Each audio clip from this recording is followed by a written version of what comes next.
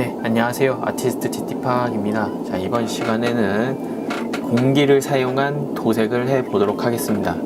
이제 공기를 사용한 도색은 캔 스프레이와 에어브러쉬가 있는데요. 이 두 가지를 사용하는 이유는 이제 균일하고 평탄한 색칠을 도색을 할 수 있기 때문에 이제 캔 스프레이와 에어브러쉬를 사용해서 밑바탕 도색을 해주게 됩니다.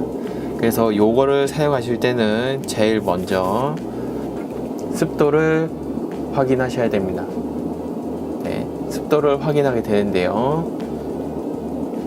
습도가 이제 60도까지가 이제 사람한테 가장 좋은 적절한 이제 습도인데요. 60도를 넘어가게 되면은 사람한테도 좋지도 않고 이제 도색하는데도 좋지 않습니다. 이제 60도까지가 이제 도색하기에 적정한 습도고요. 이제 60도 이상으로 올라가면은 이제 우리가 뿌리는 도료와 물감과 공기 중에 습기가 만나 백화 현상이라는 안 좋은 현상이 일어날 수가 있습니다.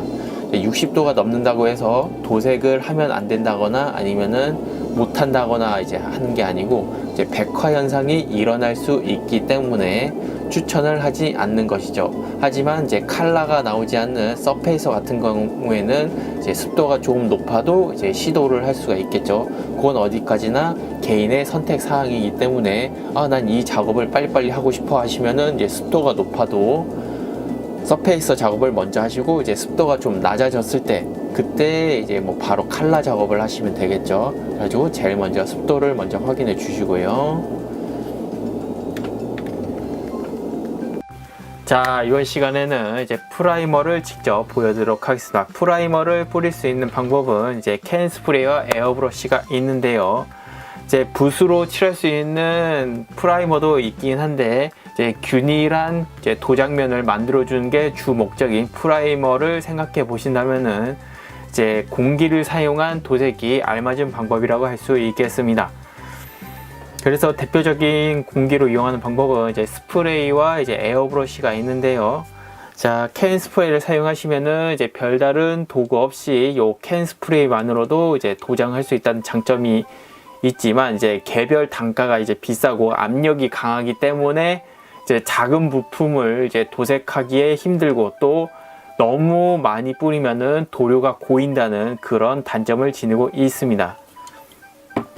자, 그리고 이제 병도로 같은 경우에는 비교적 저렴하게 이용이 가능하나 이제 에어브러쉬와 컴프레셔라는 한순간에 이제 그 기회비용이 많이 든다는 단점을 가지고 있는데요. 하지만 공압을 낮춰서 천천히 작업이 가능하기 때문에 뭐 작은 부품이라든지 아니면은 이제 오랫동안 한 군데 캔 스프레이에 비교한다면은 비교적 오랫동안 한 군데에 집중해서 발라주어도 된다는 것입니다. 그래서 유광 작업을 하실 때는 오히려 이 에어브러쉬가 더 유리할 수도 있고 그냥 간편한 이제 무광 작업을 하신다면은 캔 스프레이도 얼마든지 가능하다는 점을 알려드립니다. 자, 그래서 이번에는 이제 캔 스프레이를 뿌려 보도록 하겠습니다. 자, 캔 스프레이를 뿌리실 때는 장소가 중요합니다. 이제 캔 스프레이를 뿌리다가 뭐 먼지 같은 게 묻으면 안 되기 때문에 뭐 이제 바람이 불지 않는 야외라던가 아니면은 이렇게 스프레이 부스 앞에서 뿌려 주시면 되고요.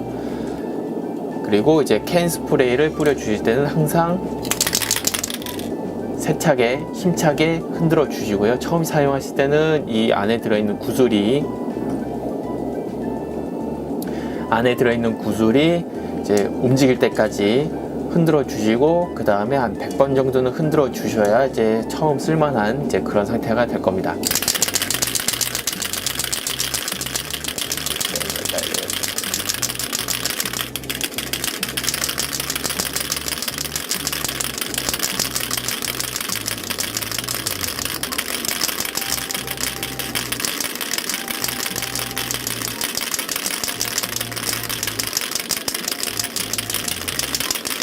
네, 이 정도 흔들어 주시고요.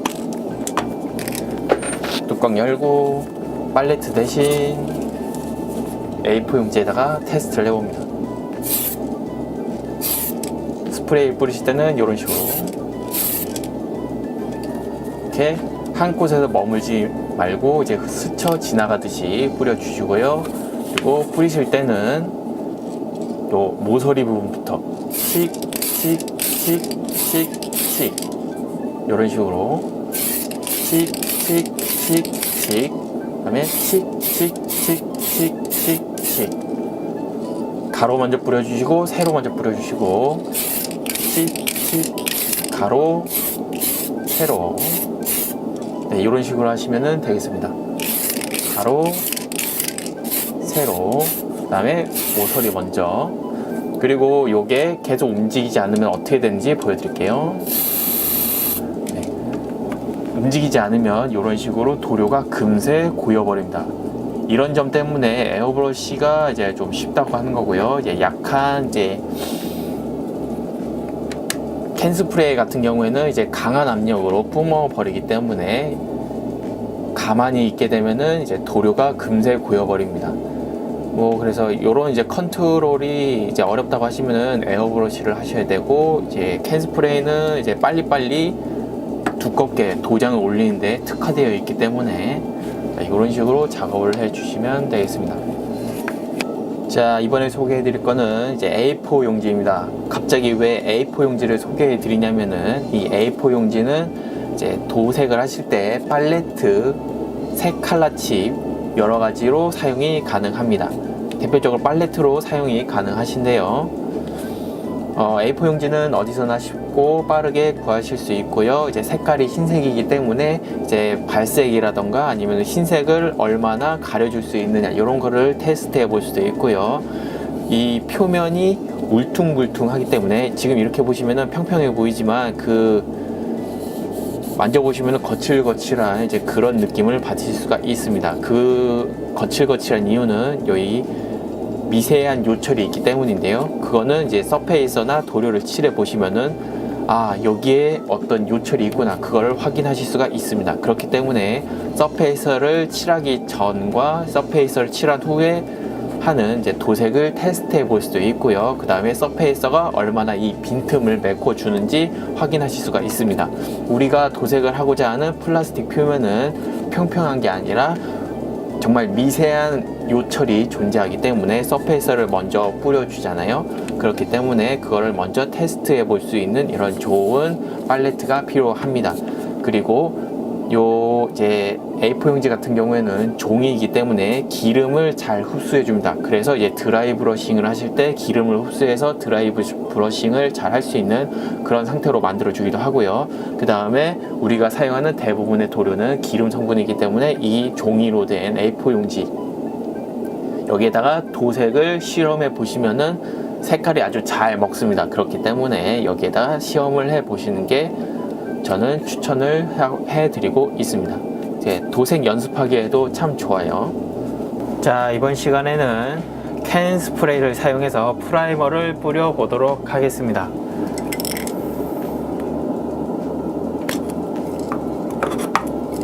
자, 캔 스프레이를 뿌리실 때는 여기 노즐 부분이 앞부분으로 갈 수 있도록 해 주시고요. 그 다음에 사용하기 전 뚜껑을 닫고 충분히 흔들어 주시기 바랍니다. 처음 사용하실 때는 100번 정도 흔드시면 괜찮고요. 네, 이런 식으로 여러 번 흔들어 주신 다음에 노즐이 앞으로 향하게 해서 이런 잡을 때, 꽂을 때 뭐 집게 같은 걸로 이렇게 잡아 주신 다음에 뿌려주시면 되겠습니다. 저 같은 경우에는 큰 부품을 이제 캔 스프레이를 사용해서 뿌려주게 됩니다. 그리고 유광 작업이 아니라면은 촉촉함이 아니라 띄엄띄엄 발라주시는 게 포인트입니다.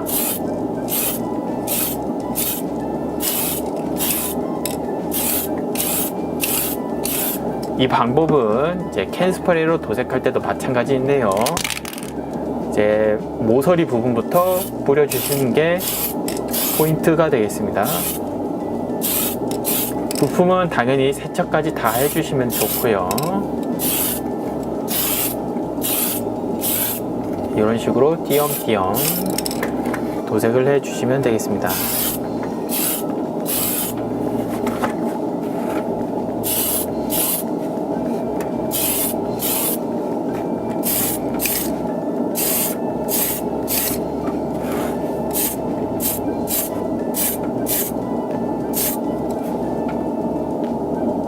도색을 하시다가 먼지가 있으면은 핀셋을 사용해서 떼어내 주시고요.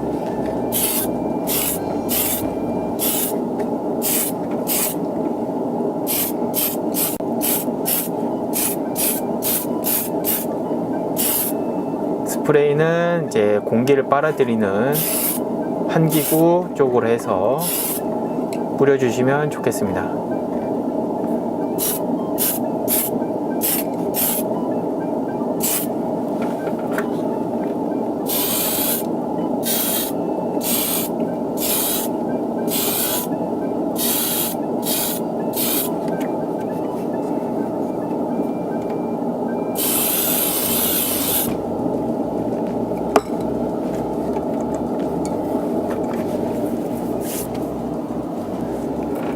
먼지는 핀셋을 사용해서 살짝 떼주시고요.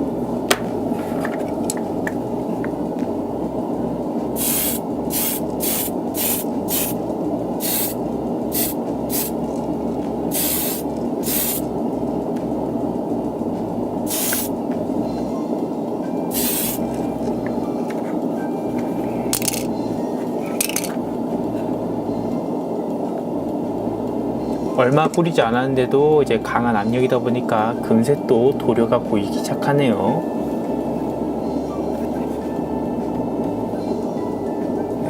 그리고 이렇게 계속 뿌리시다 보면은 먼지가 계속 들러붙는데요. 먼지를 다 떼어내기는 힘들기 때문에 도색 후에 이제 다듬는 방법이 있고요.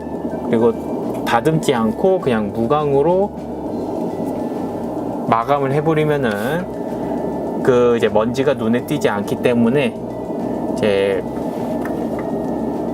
먼지가 너무 많이 묻은 게 아니다 하셨을 때는 그냥 넘기시는 방법도 있습니다.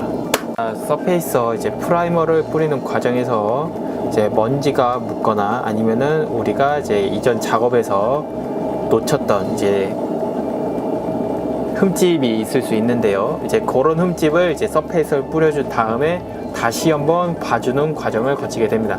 그래서 고운 사포를 사용해서 이런 식으로 이제 먼지를 이제 제거해 주도록 하고요. 그 다음에 우리가 알지 못했던 이제 흠집 같은 것도 이제 고운 사포를 통해서 이제 작업을 해주게 됩니다.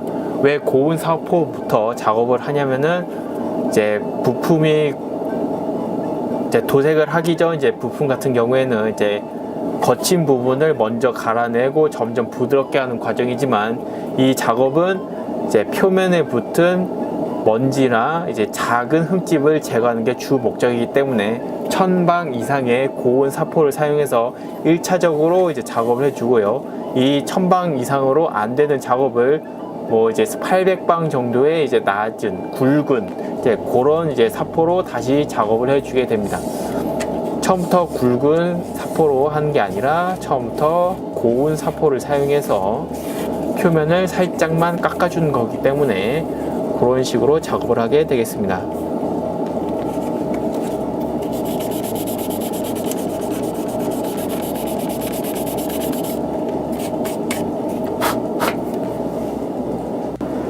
자, 이번에는 이제 칼라가 들어간 서페이서 프라이머를 뿌려보도록 하겠습니다. 이제 서페이서로서 이제 프라이머 이제 역할도 하면서 이제 하지 도장을 위한 이제 그 색도 들어있는 그런 서페이서가 되겠습니다. 이 서페이서 같은 경우에는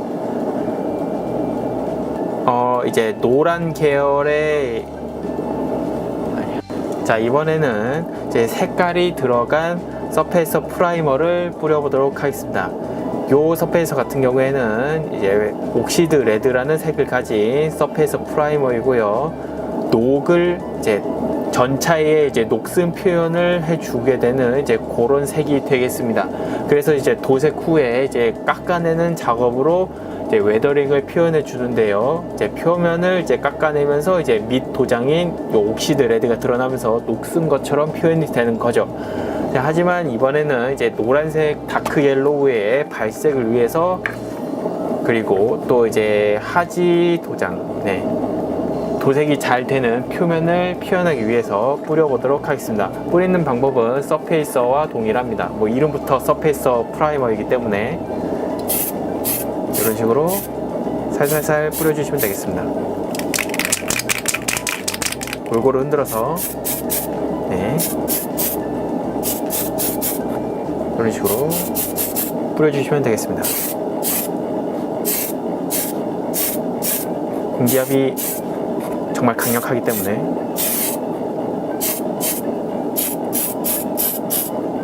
어우, 왜 이렇게 세지?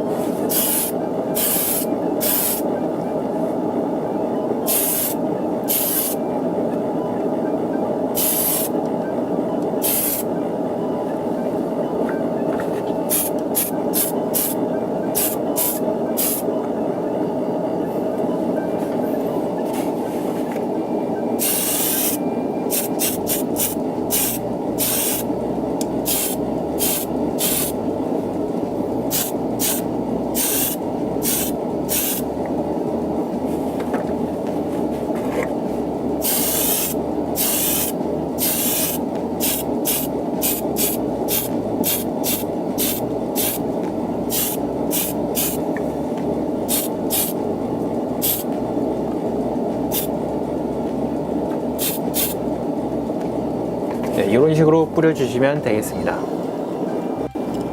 자, 이번 시간에는 일단 치워라. 자, 이번 시간에는 이제 캔 스프레이를 사용해서 이제 도색을 해 보도록 하겠습니다. 캔 스프레이는 사용하시기 전에 맨 처음에 사용하시면은 이제 볼이 이제 안에 들어있는 구슬이 움직일 때까지 흔들어 주시고요. 이제 한 처음에 사용했을 때는 한 100번 정도 흔들어 주시면 좋겠습니다. 네, 한 번 정도, 한 100번 정도 흔들어 주시면은 사용하는데 좋고요.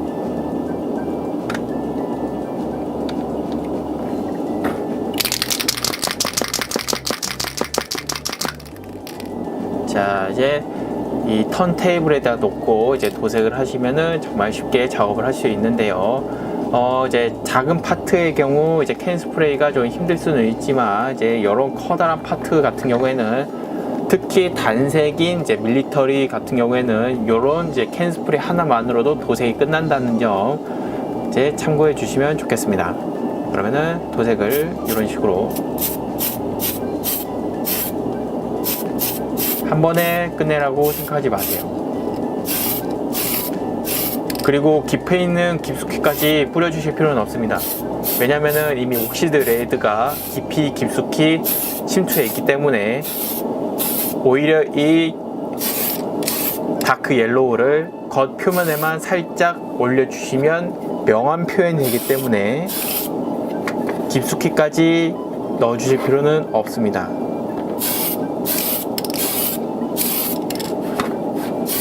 네, 이런 식으로 하시면 금세 도색이 끝납니다. 참 쉽죠? 네, 끝났어요.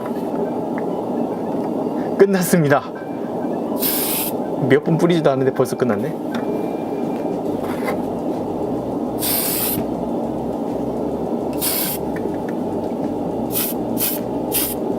이런 식으로 조금씩 뿌려주시면은 되겠습니다. 속에까지 다 뿌려주지 않는 이유는 명암 표현을 위해서 속에까지 다 뿌리지 않는 거예요.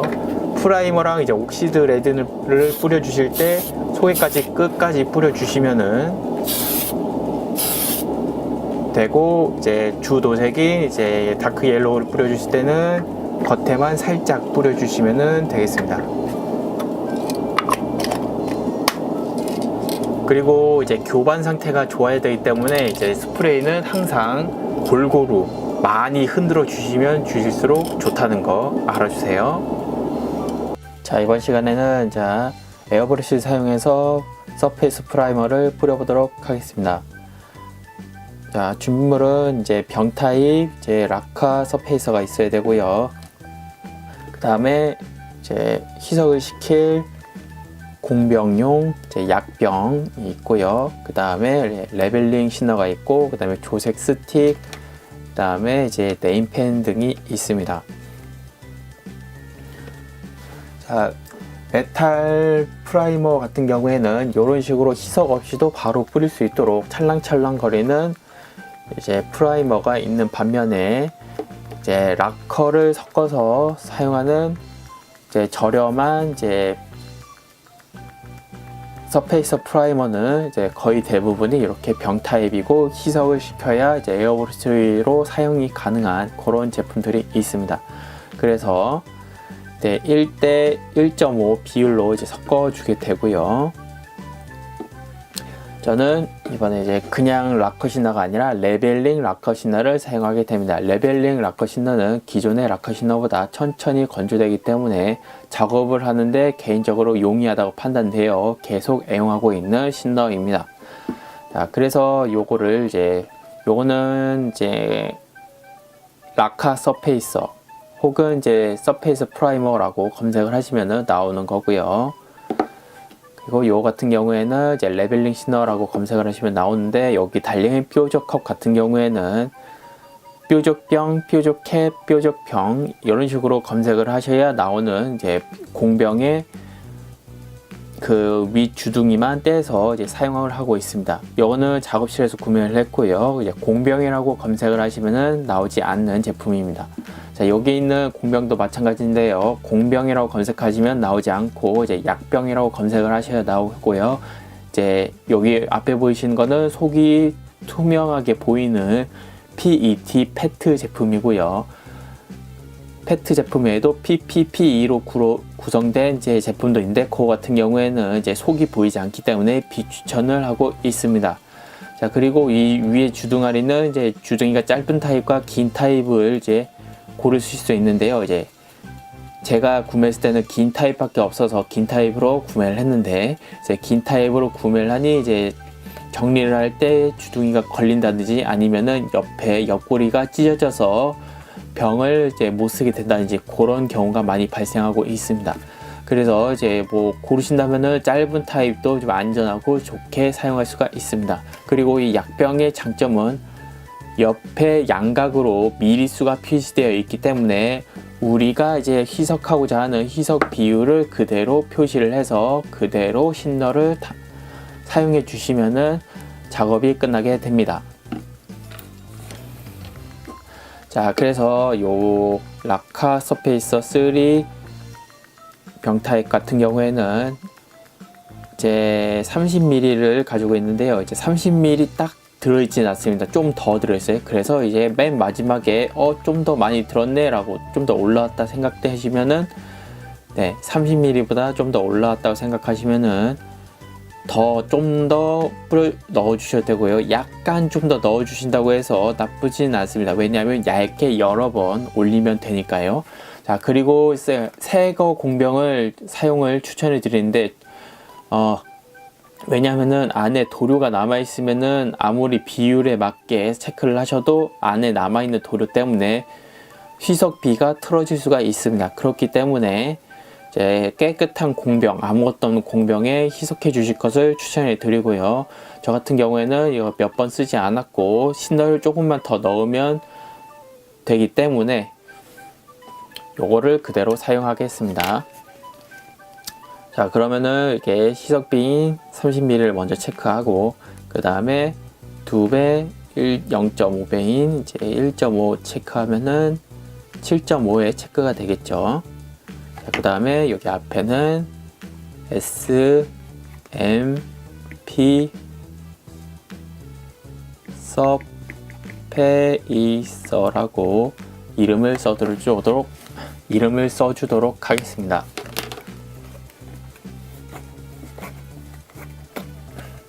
뚜껑을 먼저 열어주시고요. 아이고. 병 안에 도료가 골고루 섞일 수 있도록 이런 식으로 섞어 주시고요. 이렇게 해도 이제 다 섞이지는 않아요. 그렇기 때문에 적당히 섞어 주시고, 병을 주둥이에 주색 스틱을 대고 약병 안으로 도료를 넣어주게 됩니다.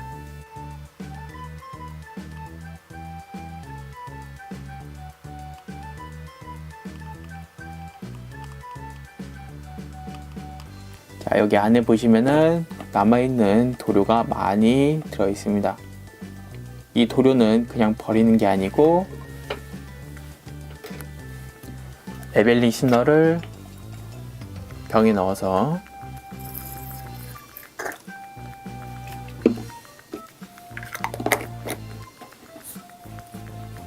흔들어 주시면 되겠습니다.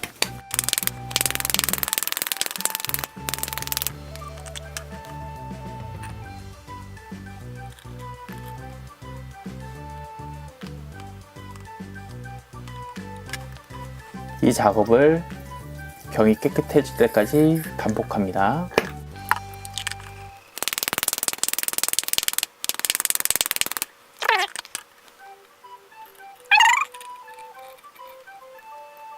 이렇게 아무리 잘해도 밖으로 흘러나가는 일이 있습니다. 에이, 일단 병 주변을 먼저 닦아주시고, 이게 유성이기 때문에 이렇게 닦아서 처리하는 방법도 알려드려야죠. 냅킨을 사용해서 청소를 해주셔야 합니다.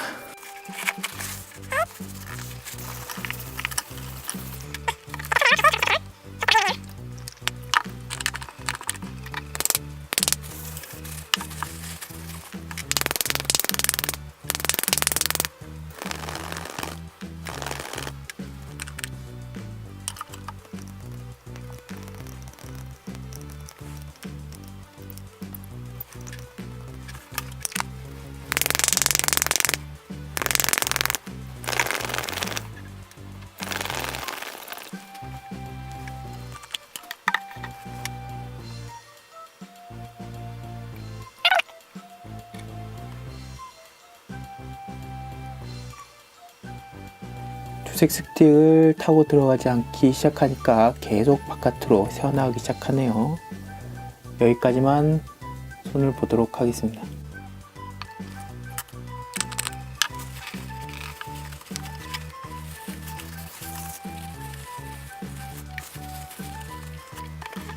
자, 이렇게 작업을 하시고 더 넣어야 되는 신너를 표시선까지 넣어주시면 되겠습니다.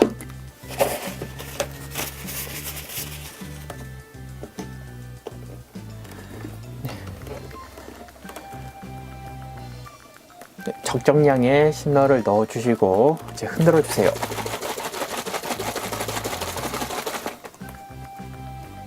골고루 섞어 주시면은 바로 사용하기 좋은 상태로 희석이 됩니다.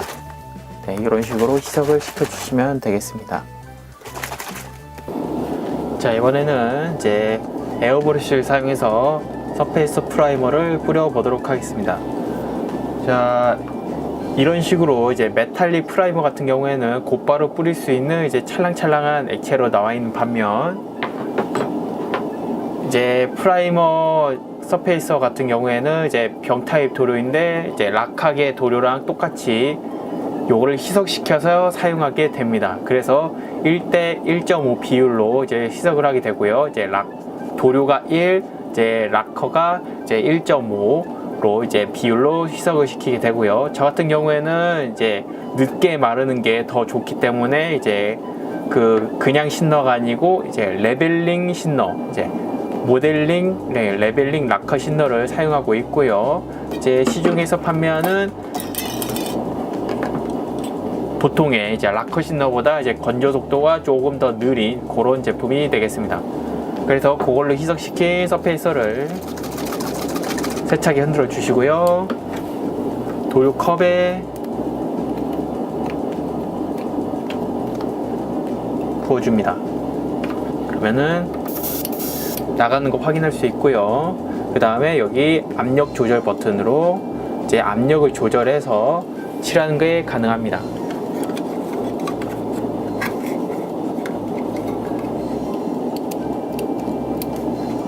바람이 안 나오는군요. 자, 이 정도 천천히 칠하는 게 가능합니다. 이제 에어브러쉬를 사용한 이제 프라이머는 이런 식으로 천천히 칠하는 게 가능한데요. 이게 좀 답답하시다 하시는 분들은 좀 더 바람 세기를 키우실 수가 있습니다.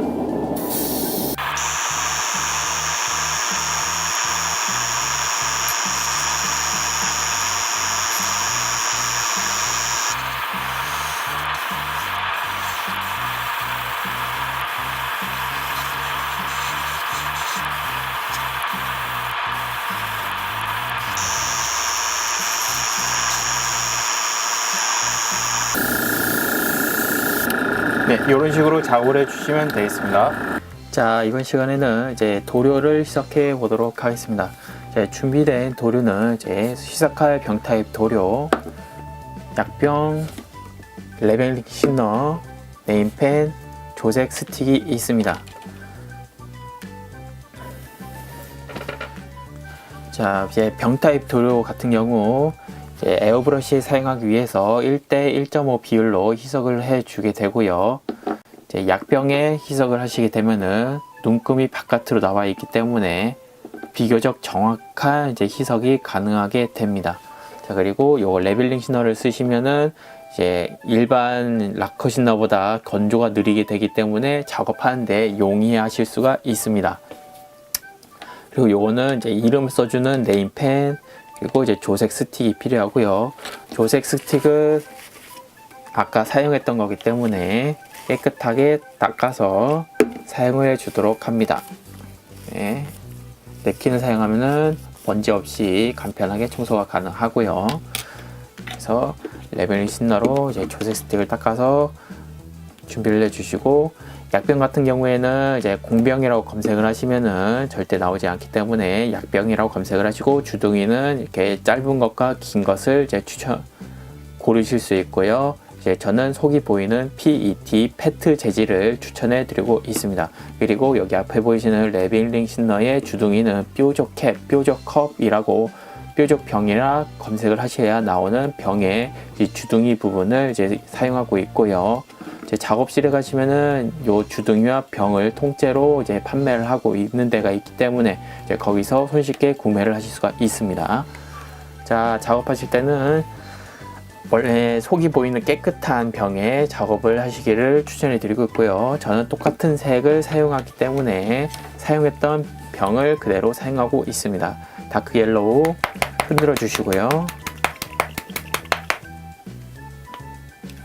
이 같은 경우에는 18mm가 들어있죠. 18mm가 들어있다면은 이제 1대 1.5로 하시게 되면 이제 18 더하기 18은 20, 36, 36의 절반인 9를 더하면 이제 45가 되죠. 그래서 45mm짜리 약병에다가 가득 채우시면은 끝나게 됩니다. 그래서 45mm 끝자락에다가 표시를 해주시고, 병을 열어서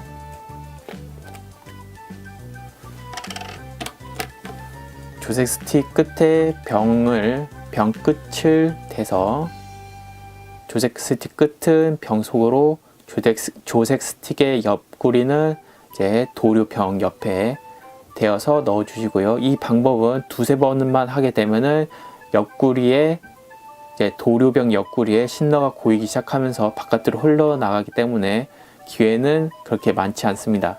네. 뭐 빠르게 넣어 주신다면은 옆구리까지 흘러나갈 일은 없겠죠. 하지만 저는 조금 수전증이 있어서 천천히 넣다 보니 도료가 옆구리로 새 나가는 일이 많네요.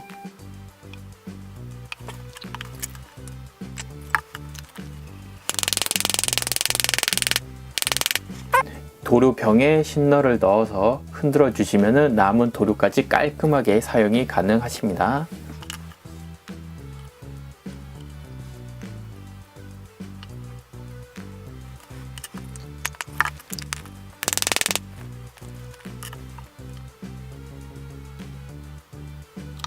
자, 이런 식으로 3번 만에 도료를 옮겨 담았고요. 그 다음에 나머지 신너까지 부어 주시면은 되겠습니다. 네, 이렇게 해주시면은 되고요. 마지막으로 뚜껑까지 닫아서 마무리 해주시고 흔들어 주시면은 네, 에어브러시 사용을 위한 준비가 끝나게 됩니다. 마지막으로 이름 써주기.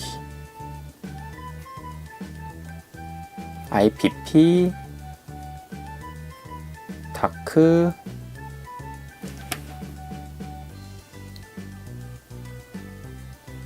헬로우. 네, 이런 식으로 공명의 이름까지 써주시면 되겠습니다. 자, 이번 시간에는 이제 에어브러시를 사용해서 도색을 해 보도록 하겠습니다. 도색을 하기 전 이제 레드, 옥시드 레드 이제 프라이머까지 뿌려 놓은 상태고요. 요 옥시드 레드 프라이머를 꼭 뿌릴 필요는 없습니다. 어디까지나 편의성과 이제 발색을 위해서 뿌려 놓은 것이기 때문에 취향에 따라서 이제 뿌려 주시면 되고요. 저 같은 경우에는 이제 발색을 위해서 이런 이제 갈색을 먼저 뿌려 주시기를 추천해 드리고 있습니다. 나중에 이제 갈아내는 작업을 통해 이제 녹슨 표현도 가능한 이제 색이기도 하고요. 혹은 이제 노란색 다크 옐로우를 뿌리실 때 발색이 되는 이제 그 바탕색이 될 수 있는데요. 참고 자료를 보시면은 이제 밀리터리 프라모델에는 이제 참고 자료가 들어가 있는데 위장무늬 참고 자료를 보시면은 이게 도색 순서를 어떻게 했는지 예측이 가능합니다. 네, 다크 옐로우 바탕 위에 다크 그린과 이제 레드 브라운을 블렌딩해서 위장무늬를 넣었다는 것을 예측이 가능하고요. 그 예측한 모양대로 예측한 순서대로 도색을 하시려면은 제일 먼저 다크 옐로우를 전체적으로 도색을 해 주시게 됩니다. 이런 넓은 부위를 이제 캔 스프레이로 이제 칠하셔도 되고요. 이제 천천히 작업을 하고 싶다면은 저처럼 에어브러시로 뿌려 주셔도 됩니다. 일단 기압을 체크하고요. 오, 너무 세다. 왜 세지?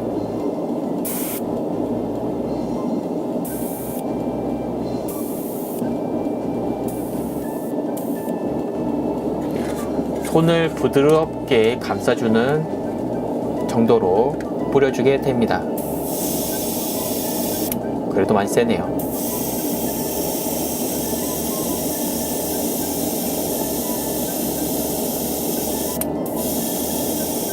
여기서 주의하실 점은 옥시드 레드를 명암으로 생각해서 뿌려주시면은 명암 표현도 가능하다는 점입니다.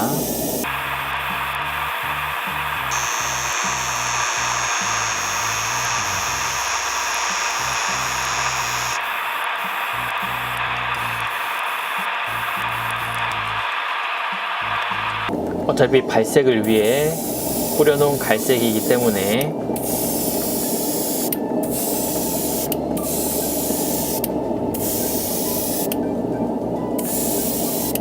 그 갈색을 명암으로 이용해도 괜찮죠.